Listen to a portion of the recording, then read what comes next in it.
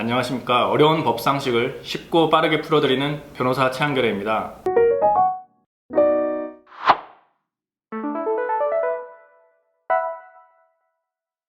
경찰 조사, 검찰 조사가 있다고 들었는데 정확한 절차는 어떻게 되는지 궁금합니다. 그리고 또 굳이 변호사를 선임할 필요가 있는지 궁금합니다 라고 하셨는데, 제가 지금 말씀드리는 걸 들어보면은 변호사를 선임해야겠다라는 생각이 드실 겁니다. 일단 형사소송 절차는 검사가 재판부, 이제 그 법원에 공소를 제기하냐 안 하냐 그 기준으로 기소 전 단계와 기소 후 단계가 이렇게 나뉩니다. 그리고 또 이제 검사가 공소를 제기하기 전에 검사 수사 단계 이전에 경찰 수사 단계가 있어요. 그래서 일단 형사소송 피의자가 되면은 경찰 조사를 먼저 받습니다. 경찰에서 전화가 가죠. 언제 뭐 출석하십시오 이렇게 통보가 옵니다. 그때 변호사를 선임해서 가는 게 제일 좋고요. 피의자 조사를 받습니다. 받는 다음에 이제 경찰이 기소 의견을 넘길 것인지 검사에, 그 다음에 불기소 의견을 넘길 것인지 그걸 결정을 하고, 보통 이제 불기소 의견으로 검사한테 넘기겠죠. 넘기면은 검사가 그거를 받아가지고 조사를 한 번 더 해야 될지, 아니면은 조사 없이 그냥 뭐 약식 명령으로 청구를 할지, 아니면 그 공판 절차에 회부를 할지 결정을 합니다.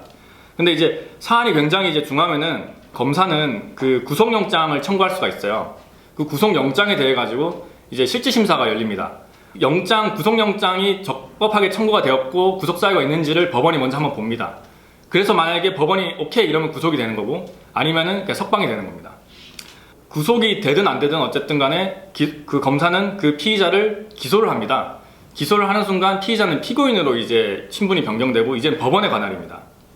그리고 이제 법원에서는 이제 공판 준비 절차라는 게 있어가지고 큰 사건들은 다 공판 준비 절차를 거칩니다. 그래서 공판 과정에서 어떤 이제 문제점이 있고 어떻게 할 거냐 이제 싸우는 거죠. 피해자들 같은 경우는 이제 공판 단계에 가가지고 배상 명령 청구를 할 수가 있고, 만약에 그 피고인이 구속이 됐으면 보석 청구도 가능합니다. 근데 이런 이제 구공판 절차, 공판 절차가 아닌 검사는 약식 명령도 청구를 할 수가 있어요. 그냥 벌금 이제 500만 원 이하의 이제 어느 정도 되는 뭐 그냥 처벌할 거다 이러면 이제 검사가 알아서 법원에다가 그냥 내가 벌금으로 그냥 처벌하겠습니다 이런 약식 명령을 청구를 하면은, 법원이 봤을 때 보통 이제 뭐 강제추행 엉덩이 만진 거라든지 아니면 뭐 공연 음란죄라든지 이런 거 몇백만 원 내외 벌금으로 처벌할 거는 그냥 약식 명령을 오케이를 해줍니다. 그럼 그거를 이제 약식 명령 그 결정서가 피고인한테 도달을 한 후 7일 내에 이제 이의 신청을 하지 않으면은 그것이 확정이 되는 거고요. 이의 신청을 하면은 정식 재판 절차로 넘어가게 됩니다. 그리고 이제 공판 절차에 대해서는 이제 재판장이 일단 무조건 불러서 일단 뭐 진술 거부권도 고지를 하고, 또는 이제 뭐 증인이 필요하면 증인신문도 하는 거고, 보통 처음에 바로 끝나는 경우도 있고, 아니면은 나중에 뭐 따로 의견을 내서 계속 기일이 변경되는 경우도 있고, 그 다음에 이제 몇 번 이제 재판을 하다가 결국에 변론을 종결을 하고 선고 기일은 보통 한 달 뒤로 잡은 다음에 선고를 내리는, 이런 게 이제 형사 공판 절차 1년의 과정인데요.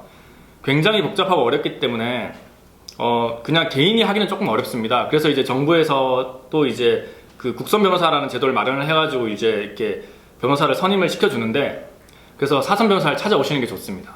보통 지금까지는 경찰이 수사를 먼저 시작을 해서 검사가 마무리하는 구조로 이렇게 이어졌어요. 검사는 기소를 하는. 근데 이제 검사도 수사권이 있기 때문에 검사가 수사 지시를 내리거든요. 보통 이제 피해자가 이제 고소를 할 때 경찰서에 고소장을 작성을 해서 제출해도 되고 검찰에 제출해도 됩니다. 그래서 검사도 수사를 원래 할 수는 있어요. 일반 민생 수사 같은 거를. 근데 다 경찰에 떠넘깁니다, 보통. 그래서 보통 경찰이 먼저 모든 수사를 먼저를 하고 그 다음에 검사한테 넘기는 거죠, 기소 의견으로. 뭐 예전에는 이제 경찰들이 워낙 이제 뭐 강압 수사도 많고 그랬기 때문에 거기서 허위 자백을 하는 경우가 많았다고 해요. 그래서 형사소송법에서는 경찰 단계에서 썼던 피의자 신문 조서는 약간 내가 내용을 부인을 해버리면 그걸 증거로 못 가져온다 이런 규정이 따로 있긴 합니다. 그런데 요즘 경찰은 그렇지 않습니다. 워낙 전문적이고 이제 경찰에서도 괜히 이제 수사권을 달라라고 하는 게 아니거든요. 굉장히 전문적이기 때문에 여기서 이루어졌던 조사 내용이나 이런 것들이 그 검사로 올라갔을 때 그대로 써도 이제 손색이 없을 정도로 훌륭한 그런 조사들이 많아요. 그렇기 때문에 검사는 딱 보고 필요한 부분이 있다.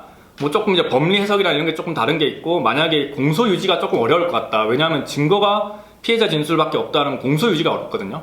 그런 거는 다시 한번 불러가지고 피의자도 부르고 피해자도 불러가지고 대지를 시킨다든지 이런 것들을 하는 거지, 그런 거 아니고 대부분의 사건들은 그냥 경찰 사건 그대로 올라온 거, 경찰이 냈던 의견 그대로 검사가 불기소면 불기소, 그 다음에 기소면 기소 이렇게 하는 경우가 많습니다. 쉽지 않습니다. 왜냐하면은 검찰에서 항상 하는 말이 너 경찰 조사에서는 왜 이런 말을 했어? 라는 걸 항상 조서에 남겨놓거든요. 그렇기 때문에 경찰 조사에서 뭐냐 뭐 허위 자백을 했다든지 아니면 제가 사실 그 사람 만진 거 맞아요, 아니면 제가 뭐 강간의 고의가 있었어요, 아니면 제가 물건 훔친 거 맞아요 이렇게 말했다가 검찰 조사 와가지고 생각을 좀 바꿔먹고 아 변호사 선임해서 이렇게 해야겠다 이러면은 물론 이제 형사소송 이제 공판 단계에 가면은 경찰 단계에서 있었던 조서는 다 이제 내용 부인을 해서 없앨 수는 있겠지만 검찰 조서에 무조건 써 있습니다. 당신 피의자는 경찰 조사는 이렇게 말을 했는데 그때는 왜 그렇게 말을 했던가요? 이렇게 물어봐요. 그럼 거기서 또 변명을 하거나 뭐 이렇게 말을 하면은 그게 합리적이지 않은 경우가 많고 재판부도 이제 유죄 예단을 가지는 거죠. 경찰 단계에서는 얘가 그렇게 했다가 검찰 단계에서 갑자기 부인을 하고 여기서도 부인을 하네? 그러면은 뭐 너는 유죄 이렇게 가는 경우가 많기 때문에 정말 경찰 단계에서부터 첫 단추를 잘 껴야 합니다.